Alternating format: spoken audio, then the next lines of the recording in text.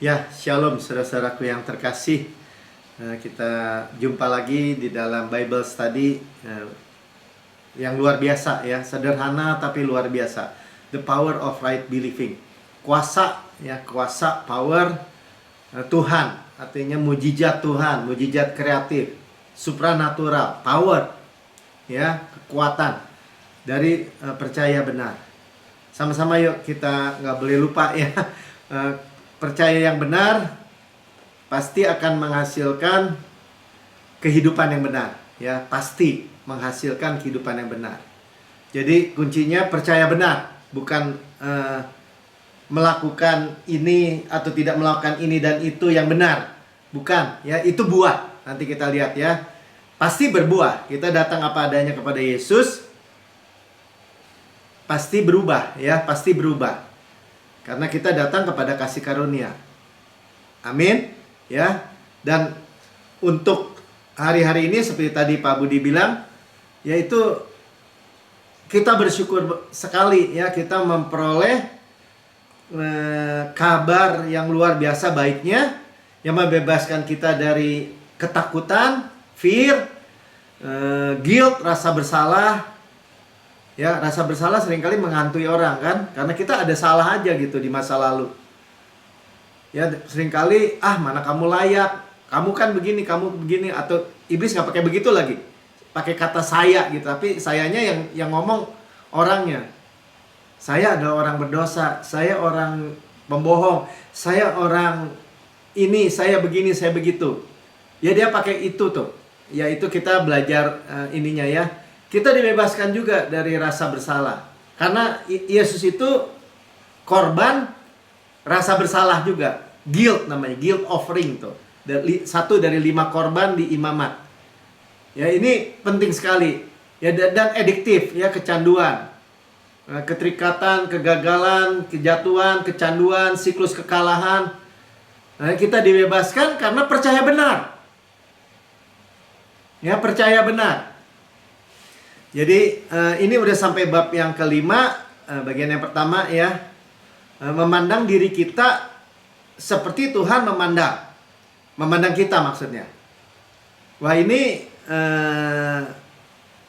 harusnya luar biasa sekali ya, tapi banyak orang Kristen justru gak bisa terimanya di sini nih. Kok kamu sama-samain diri kamu sama Yesus? Nah, itu persoalannya ya. Nanti itu jadi gimana ya? Bagi saya rasa batu sandungan yang mau dibuat musuh itu, atau gimana ya, paling susah ini sebenarnya. Percaya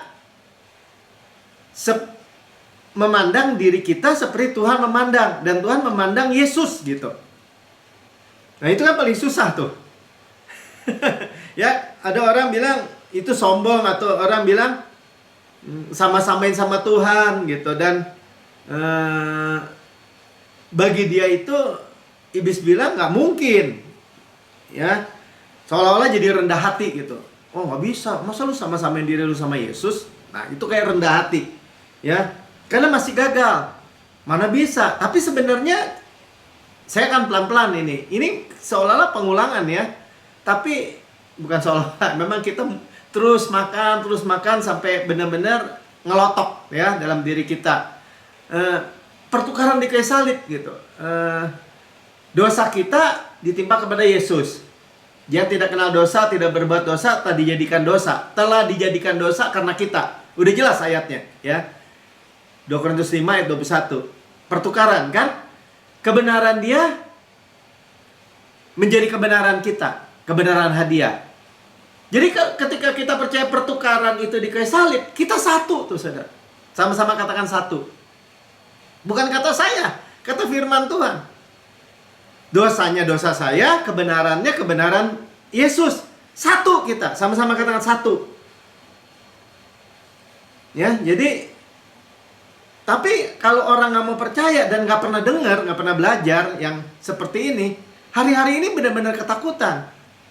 Apalagi kalau hidupnya misalnya ngadepin misalnya perceraian, terus kehancuran rumah tangga, apalagi gitu ya, terus kejatuhan, kecanduan gitu. Dia nggak bisa percaya. Gimana rasa bersalah itu bisa hilang, atau hati nuraninya nggak menuduh lagi, hati nuraninya sempurna karena korbannya sempurna. Bagaimana mungkin? Ya, atau ketakutan-ketakutan. Banyak orang udah siap-siap udah terima penghukuman gitu, atau terima kutuk. Kenapa? Karena dia salah kemarin. Dia tahu ada kesalahan dan iblis tuh dakwa dia. Ya.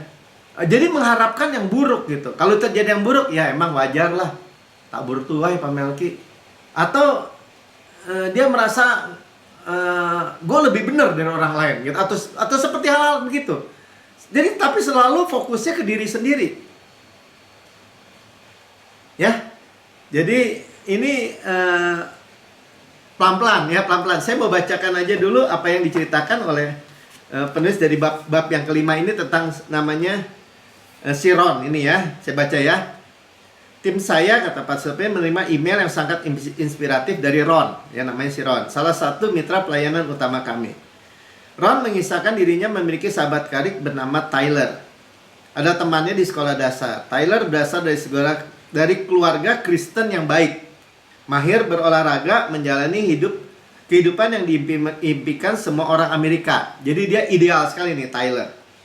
Tetapi setelah kuliah, Tyler mulai bergaul dengan kelompok orang yang salah di pekerjaannya dan terlibat dalam masalah narkoba dan minuman keras, sehingga menyebabkan serangkaian masalah yang merusak dirinya. Mulai ya, siklus kekalahan. Dalam kurun waktu 24 bulan, Tyler kehilangan semua yang berharga dalam hidupnya. 2 tahun, hilang semua yang berharga dalam hidupnya. Merasa malu, merana, ia keluar dari gereja, nyaris mengabaikan hidup, Tuhan, dan kasih karunia. Namun Tuhan dalam kasih karunia menjangkau Tyler melalui Ron, seperti yang dikisahkan Ron dalam email. Suatu malam saat sedang berjoging dan mendengar khotbah dari pendeta Prince, saya merasa Tuhan mendorong saya untuk mengirim SMS kepada Tyler. Saya merasa Tuhan ingin bertanya kepada Tyler apa yang Tuhan pandang ketika ia memandangmu. Saat berlari, saya mengirimkan SMS dengan kata-kata itu. Setelah beberapa saat, saya menerima jawaban. Tyler, apakah kau serius? Ron, ya. Tyler, nah, ku yakin itu tidak baik. Maksudnya, apa yang Tuhan pandang kepadamu, Tyler? Dia bilang, saya yakin gak baik. Terus Ron jawab, Yesus. Nah, ini satu kata ya. Apa maksudmu? Yang ku maksudkan, ketika Tuhan menatapmu, ia melihat Yesus. 30 menit kemudian, saya menerima pesan berikut. Tyler, terima kasih sobat. Kau tidak tahu betapa aku sangat membutuhkan mendengar hal itu. Apakah Anda merasa sangat diberkati jika Anda tahu bahwa SMS yang dikirimkan Ron kepada Tyler ada pesan yang ingin Tuhan sampaikan kepada Anda?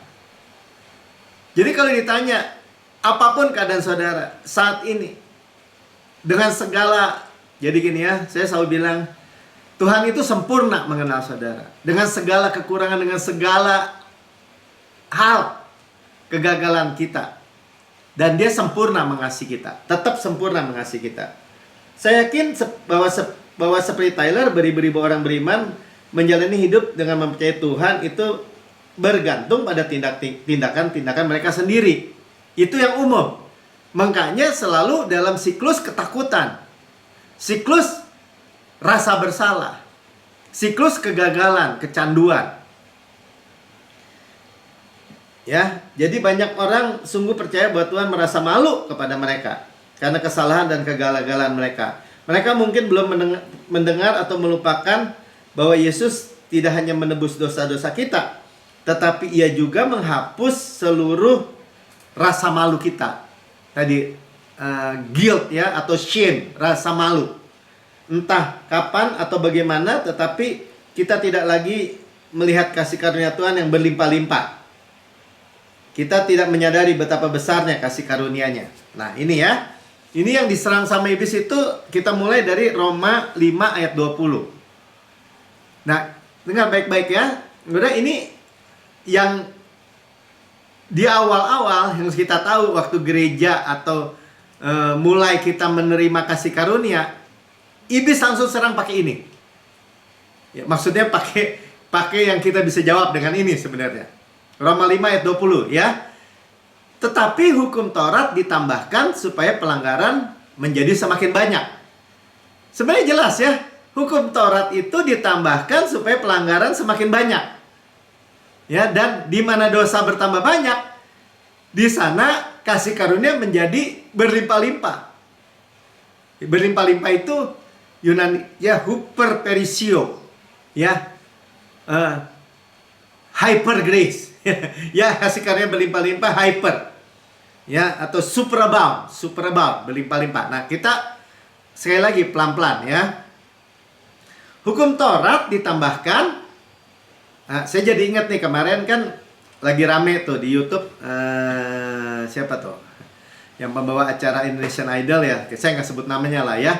Ya dia bilang ada 5 gini-gini, dia lagi bicara sama orang kepercayaan sebelah. Ya maksudnya begini, dia bilang gini, waktu orang Israel keluar itu Tuhan berikan kasih karunia, tapi ketika sampai Gunung Sinai Tuhan berikan hukum Taurat. Jadi dia mau bilang gini, kita terima kasih karunia, baru kemudian hukum gitu. Terbalik saudara. Betul, Tuhan dari awalnya tetap kasih karunia. Dari zaman Adam Tuhan menciptakan manusia tetap kasih karunia. Ya, walaupun Adam berbuat dosa, dijanjiin juru selamat, nggak dihapus, dimatiin gitu ya. Waktu Kain bunuh Habil, tetap dicari Kain itu. Ya, Tuhan kasih Tuhan itu udah dari awal sudah jelas. Ya, waktu dia memilih Abraham, ya dikeluarkan dari Ur Kasdim, dia memberikan perjanjian iman, ya iman makanya iman Abraham, ya keselamatan atau pilihan karena iman, karena percaya. Nah, saudara pelan-pelan ya.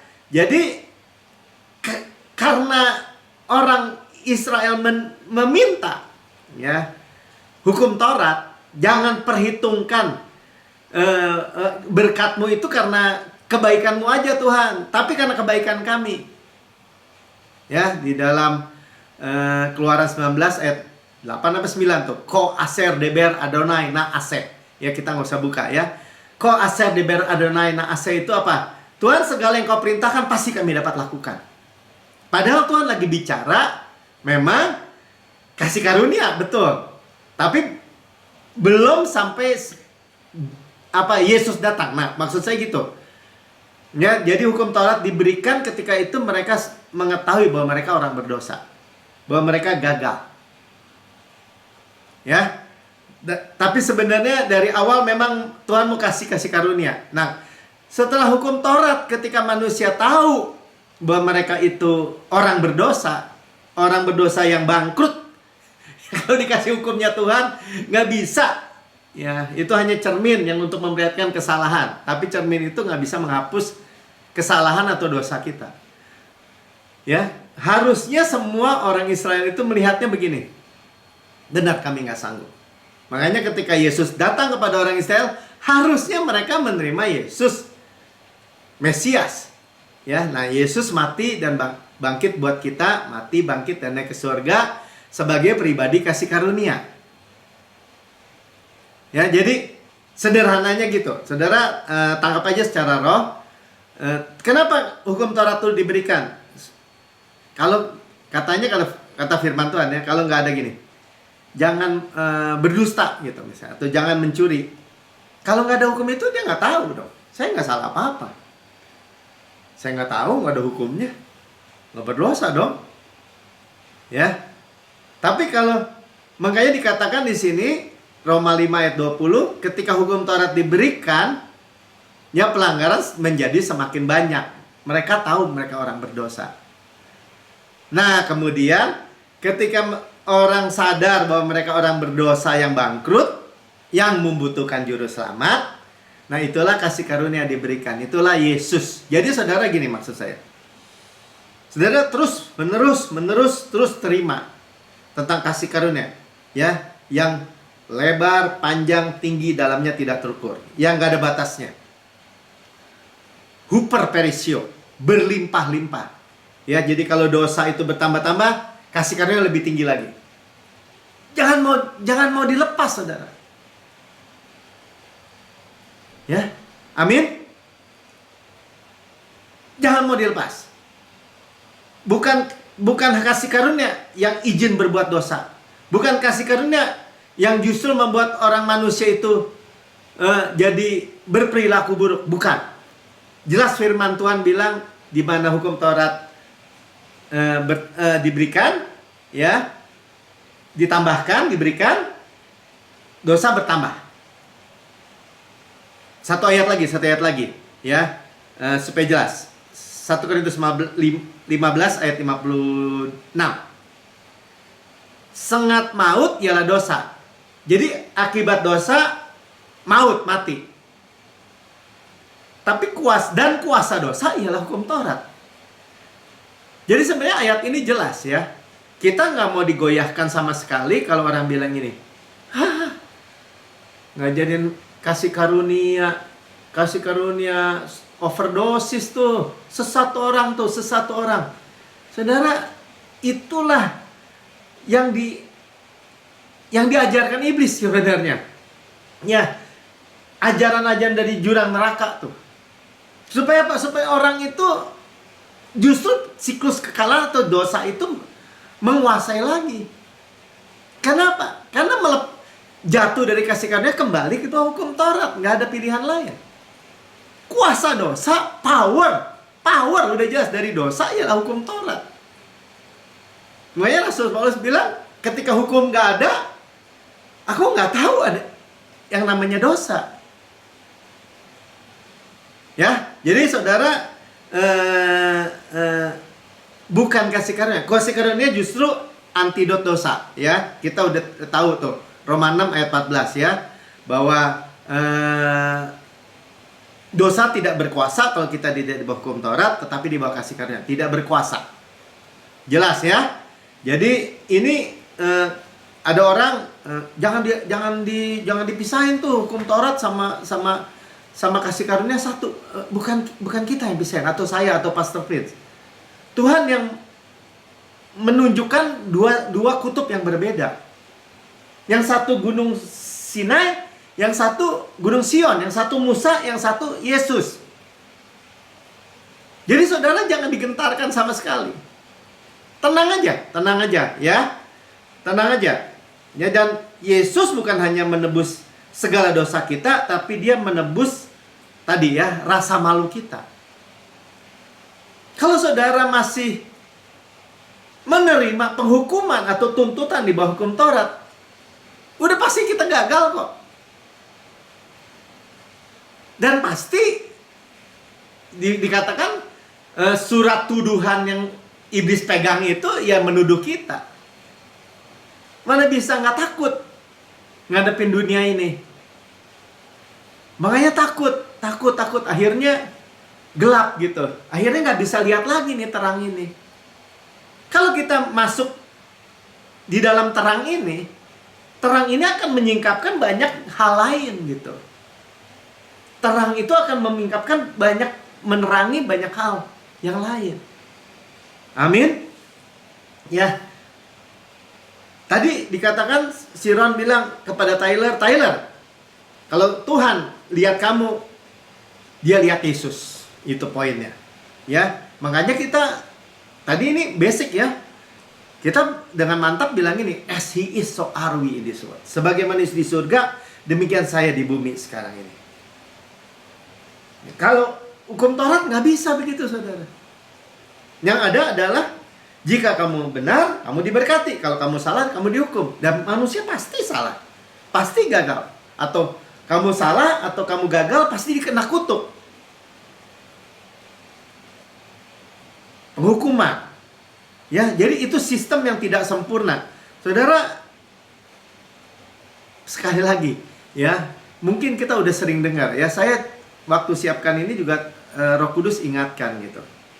Ya, coba nikmati seperti baru dengar gitu. Seperti fresh breath of life gitu.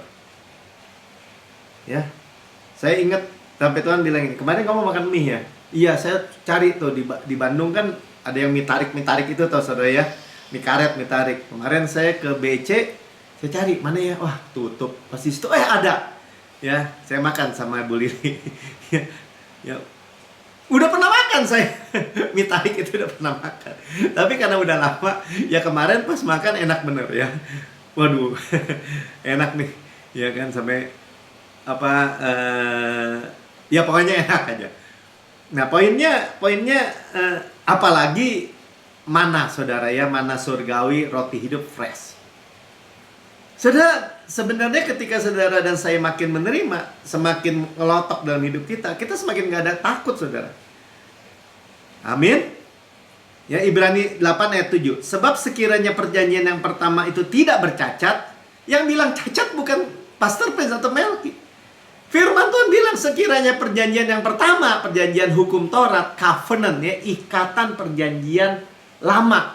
Ya, di Alkitab saudara tuh ada perjanjian lama dan perjanjian baru. Tuh, ya, perjanjian lama dan perjanjian baru. Perjanjian lama sampai Maliaki ya, perjanjian baru Matius, Markus, Lukas ya dimulai. Kalau yang pertama udah nggak bercacat katanya, tidak akan lagi dicari tempat untuk yang kedua. Paham? Ya, dan ikatan perjanjian itu selalu gini. Bu Lili suka bikin kontrak kan? Kontrak jual beli rumah gitu. Pakai notaris memang.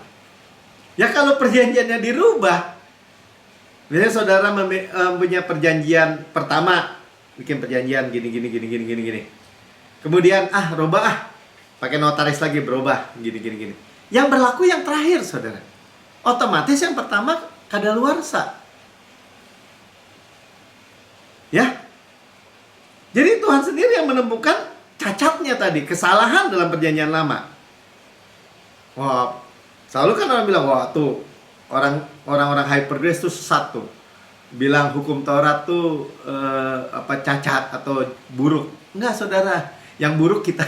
Emang cacatnya tuh maksudnya menuntut menuntut hukum Tuhan kepada manusia berdosa yang bangkrut. Posisi cacatnya kita. Hukum Taurat kudus, benar, adil. Kudus, benar, dan adil. Tetapi tidak bisa membuat kita menjadi kudus, benar, dan adil. Itu masalahnya. Ya. Kemudian ayat 8 bilang, sebab ia menegur mereka ketika ia berkata, sungguhnya waktunya akan datang. Ya, ini mengkuat dari perjanjian lama kan. Demikian firman Tuhan, aku akan mengadakan perjanjian baru dengan kaum Israel dan dengan kaum Yehuda. Bukan seperti perjanjian yang kuadakan kepada nenek moyang mereka. Pada waktu aku memegang mana? Nggak ada ya. Ayat 9-nya nggak ada, nikah nggak ada ya. Dengan tangan mereka. Jadi bukan waktu Tuhan berikan di Gunung Sinai. Perjanjian yang kedua apa? Perjanjian kasih karunia. Ya, perjanjian baru kasih karunia. Injil kabar baik kasih karunia. Injil Kristus, Injil damai sejahtera. Itu ikatan perjanjian baru. Ya. Jadi Tuhan tidak lagi marah atau kecewa dan ingin menghukum kita. Kenapa? Karena penghukuman semua dosa, semua kutuk sudah ditimpakan kepada Yesus. Korbannya sempurna. Amin. Ya. Kita itu teguh aja kepada Yesus, fokus Yesus dan karyanya yang sempurna. Amin. Jadi jangan bosan-bosan, saudara, karena ini dengan iblis tuh mau mencoba kita nggak menikmatinya gitu. Orang Kristen lah ya. Untungnya kita ini semua terimalah. Ya, dan terus dengar ya, makin lama makin kaya itu tadi saya bilang ya. Bentar ya, ayat Ibrani 8 ayat 12 ini yang kita nikmati nih dari Injil itu. Sebab aku akan menaruh belas kasihan kepada kesalahan mereka dan tidak lagi mengingat dosa-dosa mereka. Ya, jadi dosa-dosa dan kesalahan ini bahasa Inggrisnya gini. Your sin and your lawless deeds are remember no more. No more, ya, tidak akan mungkin lagi ingat dan mengingat dosa kita atau kesalahan kita. Ya. Bahkan di ayat yang lain Tuhan tuh nggak bisa melihat dosa-dosa kita karena darah. Ya, pastornya juga selalu bilang gitu. Saya bilang tidak mungkin. Tuhan tuh lupa. Nah, ini yang jadi sulit kan? Orang akan bilang gini, kok menghujat? Masa Tuhan bisa lupa? Masa Tuhan bisa nggak lihat dosa-dosa kamu lagi? Nah, itu yang jadi tantangannya, saudara. Padahal karena darah, karena tudung pendamaian, dia nggak bisa lihat lagi kesalahan-kesalahan orang Israel atau kesalahan kita. Pemberontakan, ya, tidak percaya suplai Tuhan, melakukan antara pemimpin, kepada hukum-hukum Tuhan. Tuhan nggak lihat lagi. Kenapa? Karena lihat Yesus tadi. Amin. Ya, sama-sama katakan, saya percaya pengampunan segala dosa dan dibenarkan sepenuhnya. Ingat ya, kalau saya bilang pengampunan segala dosa dan dibenarkan sepenuhnya, itulah Injil yang diberitakan oleh Rasul Paulus, penulis 2/3 dari surat-surat di Perjanjian Baru. Ya, pesannya intinya itu tadi ya, semua kesalahan dan dosa-dosamu aku tidak ingat lagi, tidak akan pernah mungkin ingat lagi. Itu disebutnya klausa utama dari Perjanjian Baru. Jadi klausa utama itu kalau ada perjanjian, apa sih intinya? Intinya semua dosa dan kesalahan kita Tuhan tidak akan mungkin ingat lagi. Saudara mau terima? Itu pintu masuknya kotak Pandora ya. Itu untuk masuk, untuk menerima semua berkat Tuhan. Kalau di sininya dibenturin ya, tidak percaya, nggak bakal bisa terima, saudara. Itulah nasib tragis yang berulang dari orang Kristen sama seperti orang Israel waktu minta hukum Taurat itu. Tragis itu, tragedi maksudnya. Ah, mana Pak? Coba mana ada dua saksi sah. Ibrani 10 ayat 17. Ya, sekali lagi diulang nih.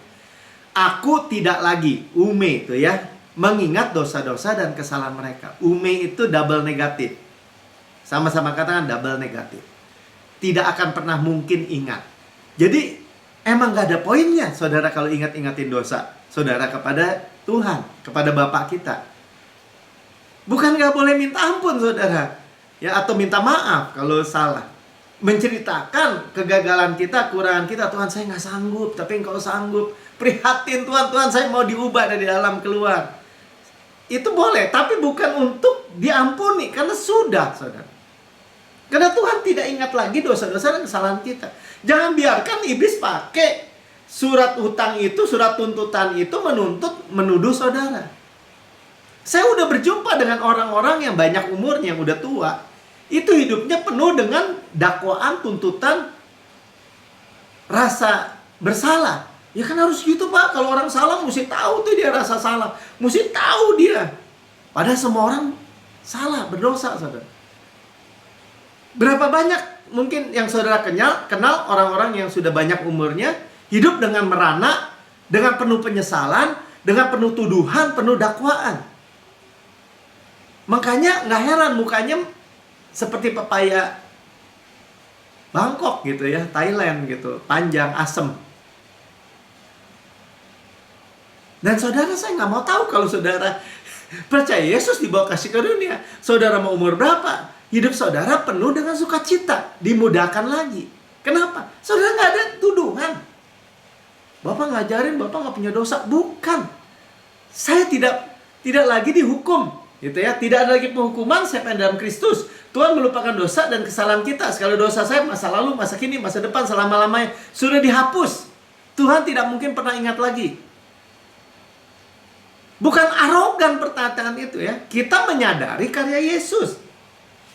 Ya, sudah lupa bilang tidak akan mungkin ingat lagi. Amin. Ya, makanya disitulah kita masuk, bahwa Bapa bisa melihat kita ya di dalam naungan putranya, di dalam Kristus. Makanya Tuhan melihat Yesus baru bisa masuk, saudara. Kalau nggak bisa masuk. Ya, Bapak tuh memandang darah yang sudah dicurahkan oleh Yesus. Jadi dia melihat Yesus. Dia melihat saudara itu anak manusia, Yesus. Ya, pikiran Bapa itu penuh dengan kasih. Sama-sama katakan kasih, pengampunan. Ya, ini di buku ini bilang loving kindness ya.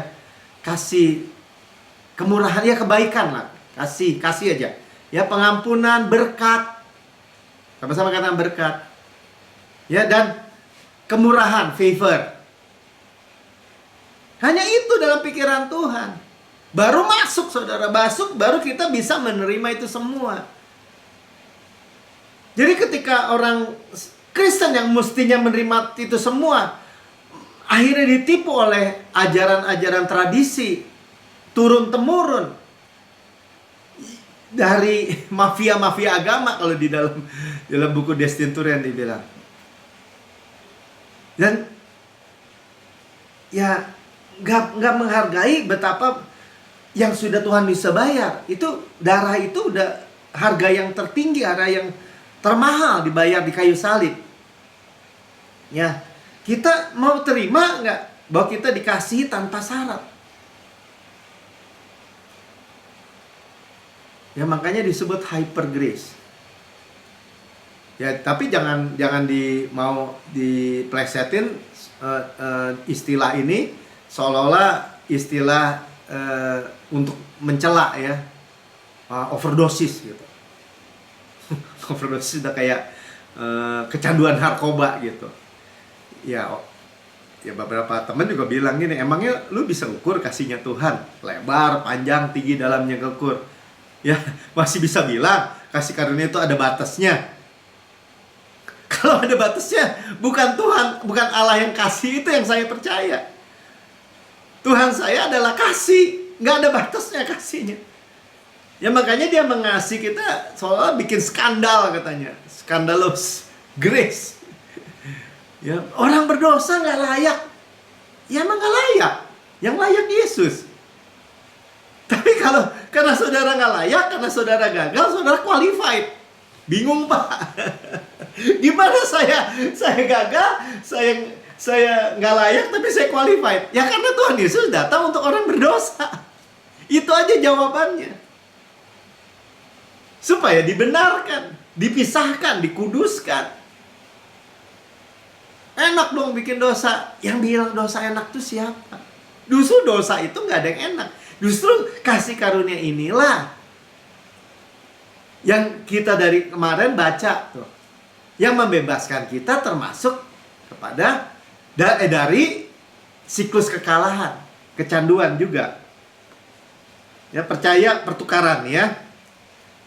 Satu lagi, Roma 6 ayat 23. Sebab upah dosa ialah maut, tetapi kasih karunia ialah hidup yang kekal dalam Kristus Yesus Tuhan kita. Tadi sengat maut adalah dosa, kuasa dosa hukum Taurat. Upah dosa adalah maut, saudara.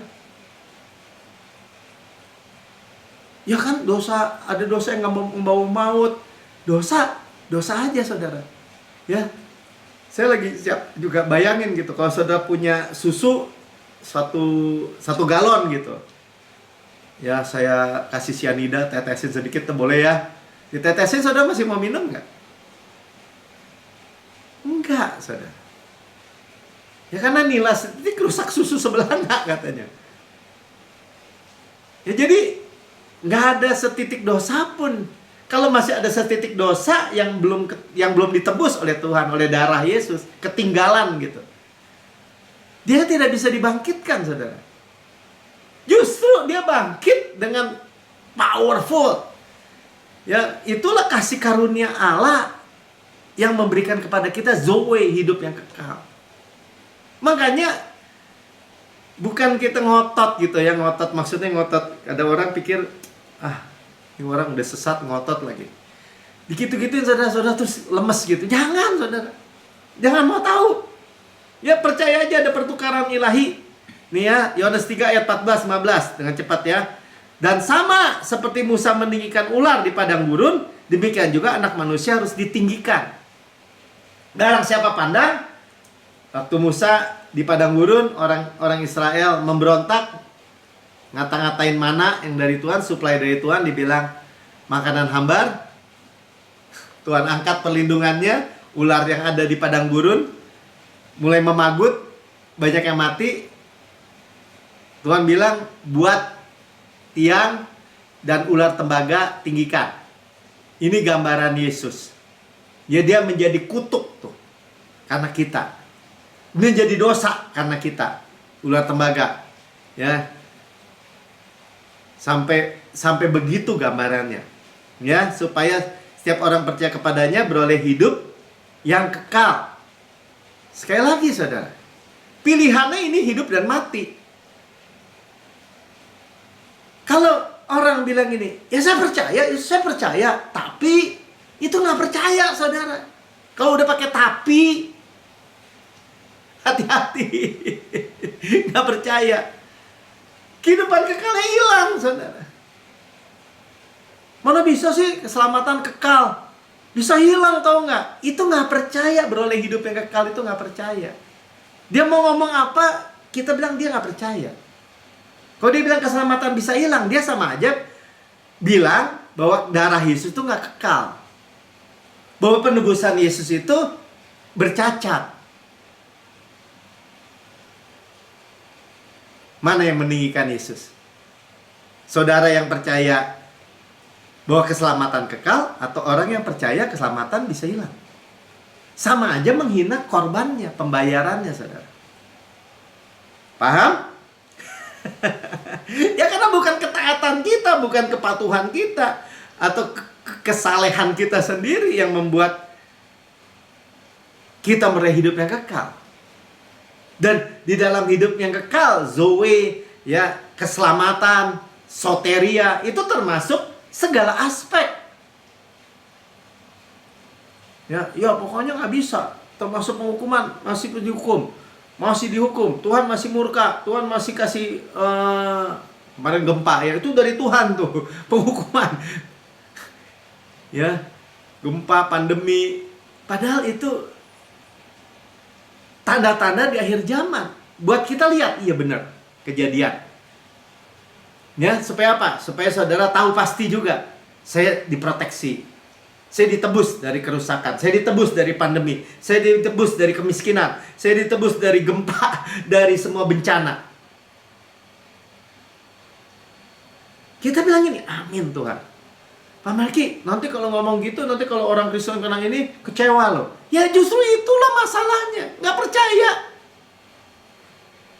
Emangnya kalau saya percaya pasti saya nggak kena? Saya percaya begitu. karena saya percaya, sekalipun di Mesir, ketika tulah ke-9 semuanya gelap di seluruh Mesir, kau tahu bilang di Goshen nggak gelap, ada Yesus, ada terang. Terang tuh saudara. Kalau Tuhan bilang seluruh tembok Yeriko roboh semua kecuali rumah si Rahab yang percaya, pelacur lagi. Rumahnya si Rahab yang tinggal di tembok itu yang nggak roboh. Kenapa jadi nggak percaya? Nah, kalau bilang enggak tuh percaya tuh. Oh, saya juga hafal Mazmur 91. 1000 rebah di kiri, 10.000 sebelah di kanan, tapi itu tidak menimpa aku. Lagi ngomong Mazmur 91, dia bilang percaya. Tapi besok-besok ketika orang bilang gini, belum tentu selamat ya, belum tentu keselamatan, belum tentu kekal. Amin, dia aminin juga, saudara. Ya Tuhan, izinkan kecelakaan, bencana, amin, dia aminin juga. Nah gimana dong Pak? Hati-hati ya Pak ya. Iya betul. Hidup dan mati dikuasai Allah. Karena itu kita dengar terus yang kabar yang benar, kabar baik. Amin. Ya. Dan jangan takut saudara. Tuhan menjanjikan gini.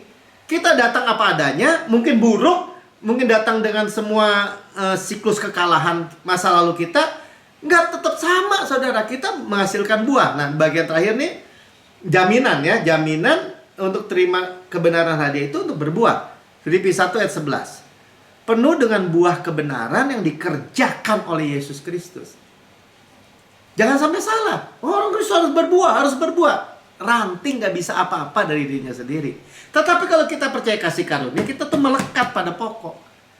Dikerjakan oleh Yesus pasti berbuah untuk kemuliaan dan memuji Allah. Inilah yang merupakan jaminan juga sehingga saya memberitakan bagi diri saya, ke keluarga saya, ke saudara, terima suplai Tuhan. Tuhan nggak menuntut lagi, Tuhan nggak menghukum lagi. Tuhan itu supply, merubah kita dari dalam keluar. Masih Pak, saya masih suka jatuh. Terus,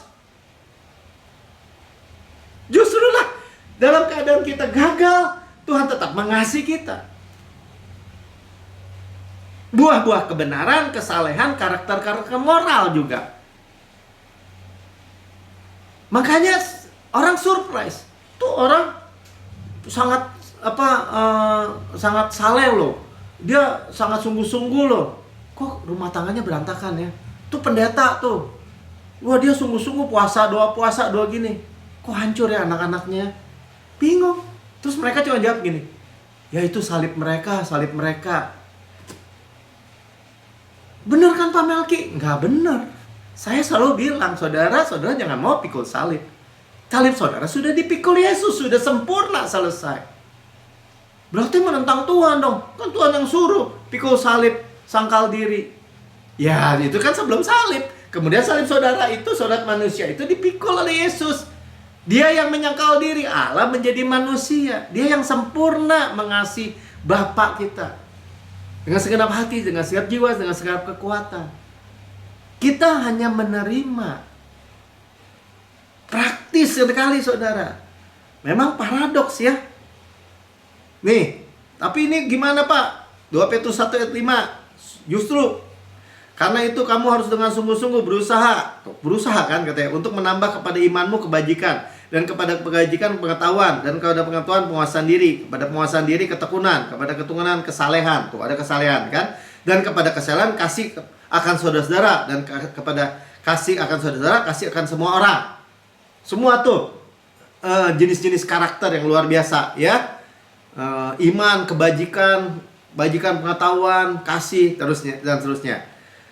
Sebab, ayat 8-nya, apabila semuanya itu ada padamu dengan berlimpah-limpah, buah berlimpah-limpah, lihat ya, kamu dibuatnya menjadi giat dan berhasil dan pengenalanmu akan Tuhan Yesus Kristus Tuhan kita. Berlimpah-limpah itu membuat kita makin mengenal Yesus ya. Tetapi, nah ini ayat 9 kuncinya nih, saudara lihat ya. Barang siapa tidak memiliki semua itu, ia menjadi buta dan picik, karena ia lupa bahwa dosa-dosanya yang dahulu telah dihapuskan. Jadi kalau nggak ada itu semua, saudara gini, jangan-jangan saya kurang percaya nih, bahwa segala dosa saya sudah dihapus, masa lalu, masa kini, masa depan. Pak, kalau saya percaya segala dosa saya sudah dihapus, masa lalu, masa kini, masa depan, selama-lamanya, kita kebal dosa. Mungkin tidak ya saudara ya. Tapi dosa itu tidak punya cantolan ya. Kita itu nggak jadi buta, nggak jadi picik. Ya kita mulai memiliki iman, ya kebenaran, kasih, ketekunan, dan semua karakter-karakter yang baik dari Yesus. Dan kita berkata, tadi kan dikatakan Yesus yang melakukannya, buah itu dari dalam keluar. Jadi kalaupun saudara dan saya menjadi sabar, menjadi baik, menjadi tekun, menjadi taat, menjadi apa lagi? Setia, saleh, dan segala macam. Semua itu buah-buah yang Tuhan kerjakan dari dalam keluar. Amin. Bagian kita jangan lupa pengampunan segala dosa dan dibenarkan sepenuhnya. Itulah kita percaya kasih sempurnanya. Ya, jadi bagaimana menjadi pusat dalam kehidupan kita apa? Adalah siapa? Yesus dan karyanya yang sempurna. Sama-sama katakan Yesus dan karyanya yang sempurna. Kok sesederhana itu Pak? Sesederhana itu. Ya, begitu simpel saudara.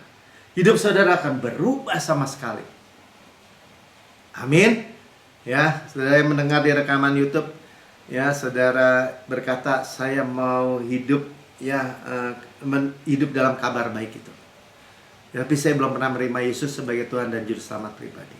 Ini waktu saudara, bukan kebetulan sudah mendengar rekaman ini, saudara ikuti saya berdoa. Ikuti ya, ikuti ya. Sekarang ikuti ya. Tuhan Yesus yang Maha Mulia, ia bilang, Tuhan Yesus yang Maha Mulia, saya menerima Engkau sebagai Tuhan dan Juru Selamat pribadi saya. Dengan mulut saya mengaku, dengan hati saya percaya bahwa Engkau telah mati buat saya, dibangkitkan karena pembenaran saya, naik ke surga, duduk di sebelah kanan Allah, dan mendudukkan saya bersama-sama dengan Engkau. Surga adalah rumah saya. Saya anak yang paling dikasihi. Dan saya terima pengampunan segala dosa dan dibenarkan sepenuhnya. Bapa, Tuhan sudah melupakan, tidak mungkin pernah ingat dosa-dosa dan kesalahan saya. Dan Tuhan hanya melihat Yesus di dalam saya. Dia melihat saya, melihat Yesus. Di dalam nama Tuhan Yesus, amin.